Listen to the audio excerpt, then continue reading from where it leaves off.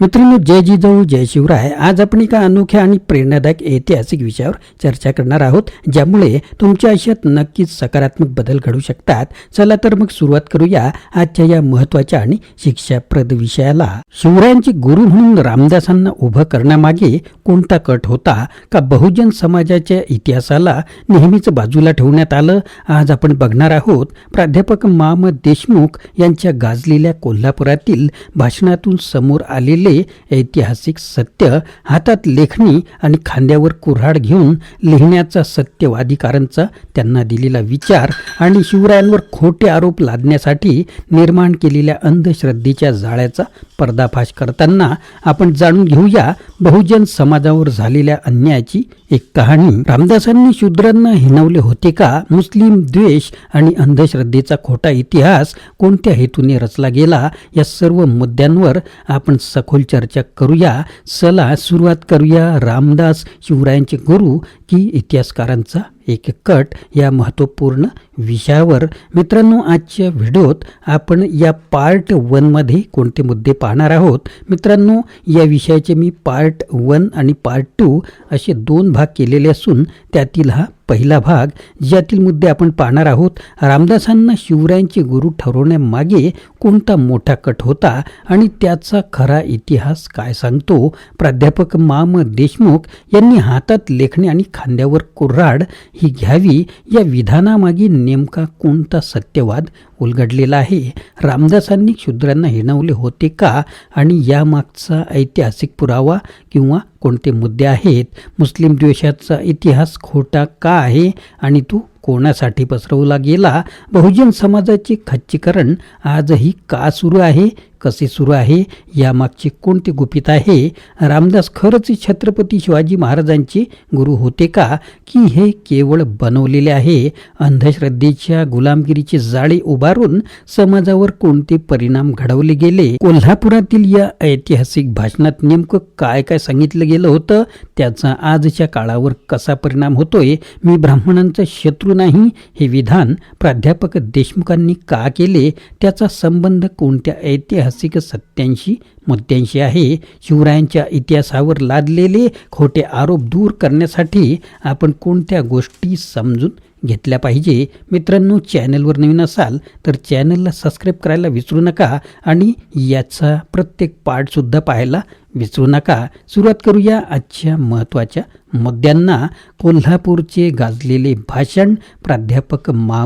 देशमुख यांचे.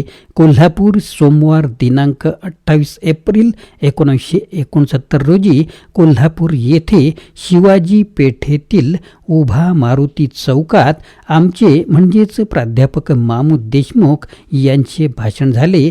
आमचेही नाव मारुती आहे. ह्या उभा मारुती चौकात 2.5 तास बोलत हा मारुती उभा होता. म्हणूनच या चौकाला उभा मारुती चौक हे नाव देण्यात आले. असा इतिहास लिहिणे मनुवाद्यांना सहज शक्य झाले असते. फक्त त्यांना आमच्या जागी मारुती नावाचा एखादा रामदासी वक्ता असायला पाहिजे होता, कारण त्यांनी लिहिलेला इतिहास असाच आहे. कोल्हापूरचे हे भाषण खूपच गाजले. या भाषणावर पुण्याचे दैनिक केसरी, मुंबईचे दैनिक मराठा वगैरेंनी अग्रलेख लिहिलेत. दैनिक सत्यवादी, दैनिक पुढारी, साप्ताहिक बहुजन समाज वगैरेंनी हे भाषण आपापल्या पद्धतीने छापलेले आहे. हातात लेखणी आणि खांद्यावर कुऱ्हाड घेऊन लिहा असं सत्यवादीकार का म्हणाले? भाषण चालू असताना दैनिक सत्यवादीचा फोटोग्राफर फोटो घेण्यासाठी आला. त्यावेळी कृपा करून फोटो घेऊ नका अशी आम्ही विनंती केली. दुसऱ्या दिवशी दैनिक सत्यवादीचे संपादक श्री बाळासाहेब पाटील यांनी चहाचे निमंत्रण दिले. त्यावेळी फोटो का घेऊ दिला नाही? बाळासाहेबांनी हे विचारले. त्यावर आम्ही म्हणालो, एवढा मोठा 650 पृष्ठांचा विद्वत्तापूर्ण ग्रंथ लिहिणारे प्राध्यापक देशमुख हे चांगले 70 वर्षाचे वयोवृद्ध गृहस्थ असावेत. असाच अनेकांचा कयास आहे तो काही काळ कायम राहावा. आम्ही 34 वर्षाचे अजून अविवाहित हे सर्वच मनवाद्यांना कळायला नको, कारण खुनाच्या धमक्या येत आहेत. आम्ही एकटे दुकटे फिरतो म्हणून मनवादी माथे फिरूंनी आम्हाला सहजासहजी ओळखू नये या हेतूने वर्तमानपत्रात फोटो नको असे वाटते. त्यावर श्री बाळासाहेब एकदम उसळून म्हणाले, देशमुख साहेब घाबरू नका, हातात लेखणी आणि खांद्यावर कुऱ्हाड घेऊन लिहा. कोल्हापूरचे हे भाषण मंगळवार दिनांक 29 एप्रिल 1969 रोजी दैनिक सत्यवादीने पहिल्या पानावर 4 कॉलममध्ये अगदी ठळकपणे छापले. हे कसे ते आता आपण पाहणार आहोत. रामदासाला छत्रपती शिवरायांचा गुरु करण्याचा तथाकथित इतिहासकारांचा कट. शिवाजी तरुण मंडळात प्राध्यापक मा. देशमुख यांचे हे भाषण आहे. कोल्हापूर तारीख 28. रामदास हा शिवाजी महाराजांचा गुरु नव्हताच, उलट तो तर औरंगजेब आणि आदिलशाह यांचा हेर होता. हे मी सप्रमाण सिद्ध करून द्यायला तयार आहे. आजपर्यंत इतिहासात रामदासाला शिवाजी महाराजांचा गुरु करण्याचे प्रयत्न पद्धतशीर आणि सातत्याने चाललेले आहेत. इतिहासाचार्य चिका राजवाडे, शंकरदेव भट पांगारकर आदींनी हे असत्य लोकांच्यात बिंबवण्यासाठी चमत्कारांच्या कपोल कल्पित कथांचाही उपयोग केलेला आहे. बहुजन समाजाने वेळीच जागे होऊन खऱ्या इतिहासाचा विचार केला पाहिजे, नाहीतर हे असत्याचे विष समाजात भिनवण्याचा कट यशस्वी होईल.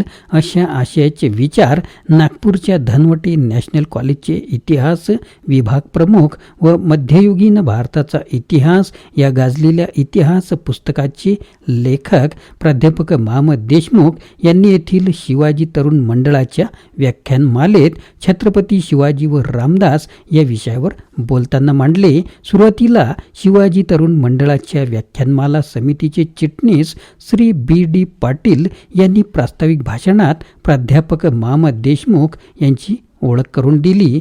मी ब्राह्मणांचा शत्रू नाही. सुरुवातीलाच प्राध्यापक मा. देशमुख यांनी आपली इतिहासकाराची भूमिका स्पष्ट करताना हे सांगितले की मी ब्राह्मणांचा शत्रू नाही की रामदासाचाही शत्रू नाही. माझी भूमिका भावना प्रधान माणसाची नाही, तर ती इतिहासकाराची आहे. जे जे सत्य असेल ते मी इतिहास म्हणून सप्रमाण निर्भीड होऊन सांगणार. मी लिहिलेल्या इतिहास पुस्तकाचा ब्राह्मण विद्वानांनी गौरवही केला आहे. इतिहासात दडून राहिलेली कटू सत्य सांगताना जर कुणाची मने दुखावणार असतील तर त्याला माझा इलाज नाही. रामदासांनी शूद्रांना हिणविले. रामदासांनी त्या काळी समाजातील ब्राह्मण सोडून इतर घटकांची विटंबना केली. त्यांना इतर समाजाबद्दल द्वेष वाटत होता. हे त्यांच्या दासबोधातील लेखनावरून सिद्ध करता येईल. त्याहीपेक्षा धुळ्याचे रामदास भक्त शंकरदेव यांच्या शब्दात सुद्धा रामदास हे ब्राह्मणांचे हितकर्ते होते हेच सिद्ध होते. तुकाराम आणि रामदास यांची हेतू परस्पर तुलना करण्यात येते. या तुलनेत रामदासाला श्रेष्ठ करण्यासाठी आटापिटा केला जातो. रामदासांपेक्षा तुकाराम केव्हाही श्रेष्ठच. रामदास सावधान म्हणण्या अगोदर मंडपातून पाळणारे संसार विमुक्त आहेत, तर तुकाराम महाराज हे संसाराचा भवसागर म्हणून भक्ती मार्गाचा अवलंब करणारे वारकरी आहेत. शतकानुशतके चिरंतन राहील असे अभंग वाङ्मय तुकारामांनी सामान्यांच्या भाषेत लिहिले आहेत. तुकाराम महाराजांचा सदेह वैकुंठवास झाला असे सांगून त्यांचा खून पचविला, तरीही तुकारामांच्या गाथा अभंग साध्या शेतकऱ्यांच्याही ओठी आजही आहेत. रामदास हे मुधोळच्या बाजी घोरपडेकडे आश्रित होते, तर बाजी घोरपडे हे आदिलशहाचे आश्रित होते. शिवाजी महाराजांच्या महत्त्वाच्या शत्रूपैकी बाजी घोरपडे हे एक होते. महाराजांना त्यांना कापून काढावे लागले. जेव्हा मुधोळची जहागीर महाराजांच्या राज्यात येणे क्रमप्राप्त झाले, त्यानंतर रामदासांनी महाराजांची भाटगिरी केली. रामदास होते कोठे? रामदासांना शिवाजी महाराजांच्या महाराजांचे गुरु करून स्वराज्याचे श्रेय रामदासांना देण्याचा आटापिटा करणाऱ्यांना माझा सवाल आहे, जर रामदास गुरु होते तर यच्चयावत ब्राह्मणांनी शिवाजी महाराजांच्या अभिषेकाला विरोध केला त्यावेळी रामदासही हजर राहिले नाहीत. औरंगजेब आणि रामदास यांची भेट होऊनही जर ते शिवाजी महाराजांचे गुरु असे मानले तर का पकडले गेले नाहीत? गुरु म्हणणारे रामदास शिवाजी महाराजांच्या मृत्यूसमयी तरी का उपस्थित नाहीत? मुस्लिम द्वेषाचा खोटा इतिहास रामदास पंथीयांच्या इतिहासकारांनी मुस्लिम द्वेषाचा खोटा इतिहास लिहून तो लोकांच्या मनावर एकसारखा बिंबविण्याचा सारखा प्रयत्न चालू आहे. शिवाजी महाराजांना औरंगजेबाच्या कैदेतून मिठाईच्या पेटाऱ्यातून सुखरूप पोहोचवून आणणारा मदारी मेहतर हा मुस्लिमच होता. महाराजांच्या फौजेतही स्वराज्यनिष्ठ मुस्लिम असंख्य होते. मुस्लिम बांधवांसाठी त्यांनी मशिदीही बांधल्या. महाराज मुस्लिम द्वेष्टे नव्हते तर ते दुष्ट द्वेष्टे होते. परंतु हा इतिहास लपून जातो. जमातीमध्ये विष पसरविणाऱ्या खोटा इतिहास आम्हाला शिकविला गेला आहे, जे इतर कुणाही माणसाने केले नसते. ते बजाजी निंबाळकर आणि नेताजी पालकर यांना मुस्लिम धर्मातून स्वधर्मात येताना शिवरायांनी स्वतःच्या रक्तातील मुलीशी सोयरी केली हे विसरून चालणार नाही. शिवाजी महाराजांची सेना महार मराठ्यांची होती. महार आणि मराठे या जमातीत परस्पर जिव्हाळा वसत आला आहे, परंतु त्या संबंधात बिघाड निर्माण करण्याचाही प्रयत्न होतो आहे. बहुजन समाजाचे आजही खच्चीकरण खोटा इतिहास लिहून आणि तो इतिहास शतकानुशतके आम्हाला पढवून आमचे खच्चीकरण केले आहे आणि होते आहे, परंतु आजही तो प्रयत्न पद्धतशीर चालू आहे. आमच्या बहुजन समाजातील सुधारणाचे बीज, जागृतीचे बीज जेव्हा जेव्हा पुढे आले आहे तेव्हा तेव्हा नष्ट करण्याचा प्रयत्न झालेला आहे. ही परंपरा संत तुकाराम यांचा खून करून तर महात्मा ज्योतिराव फुले, राजश्री शाहू महाराज, डॉक्टर बाबासाहेब आंबेडकर, कर्मवीर भाऊराव पाटील, डॉक्टर पंजाबराव देशमुख आदींच्या कार्यांची व कीर्तीचे खून करण्याचे प्रयत्न करून जिवंत आहे.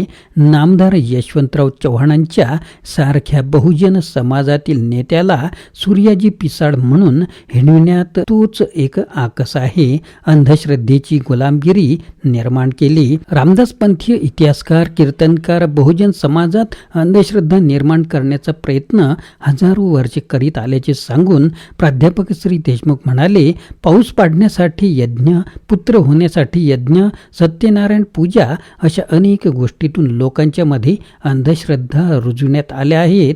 धर्माच्या गुलामगिरीमुळे आमचे हजारो बांधव मुस्लिम झाले. धर्म बदलून अस्पृश्यता गेली, पण हिंदू धर्माने अस्पृश्यांना अस्पृश्य ठेवले.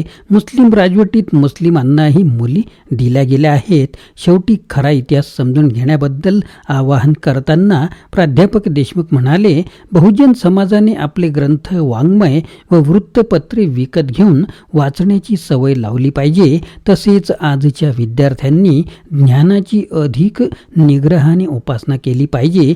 जातीयता व जातीय दंगली गाडून टाकल्या पाहिजेत. कोल्हापूरच्या बहुजन समाजवादी परंपरेचा उल्लेख करून प्राध्यापक महमद देशमुख यांनी बहुजन समाजसेवेसाठी झटलेल्या विजयी मराठाकार श्री श्रीपतराव शिंदे, दासराम जाधव, खंडेराव बागल, सत्यवाधिकार बाळासाहेब पाटील आदी समाजसेवकांच्या कार्याचा गौरव केला. शेवटी व्याख्यानमाला समितीचे अध्यक्ष श्री श्यामराव मोरे यांनी आभार प्रदर्शन केल्यानंतर 7व्या व्याख्यान पुष्पानंतर या व्याख्यानमालेचा समारोप झाला. हे व्याख्यान ऐकण्यासाठी शिवाजी पेठेतील उभा मारुती चौकात प्रचंड गर्दी होती. मित्रांनो, इतिहासाला नेहमीच विजेत्यांच्या दृष्टिकोनातून मांडलं गेलं आहे, पण खऱ्या इतिहासाचा शोध घेणं, त्यावर प्रश्न विचारणं आणि सत्य उजेडात आणणं ही आजच्या पिढीची जबाबदारी आहे. प्राध्यापक महमद देशमुख यांच्या कोल्हापुरातील ऐतिहासिक भाषणातून आपल्याला एक गोष्ट स्पष्ट होते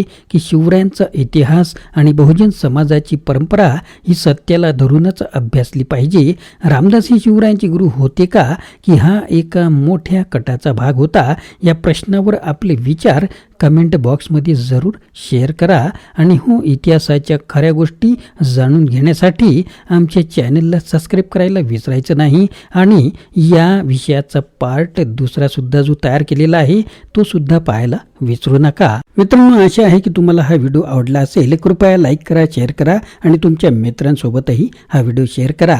चॅनलला सबस्क्राईब करा आणि आमच्यासोबत या शिक्षणाच्या प्रवासात सामील व्हा. जय जिजाऊ, जय शिवराय, जय महाराष्ट्र.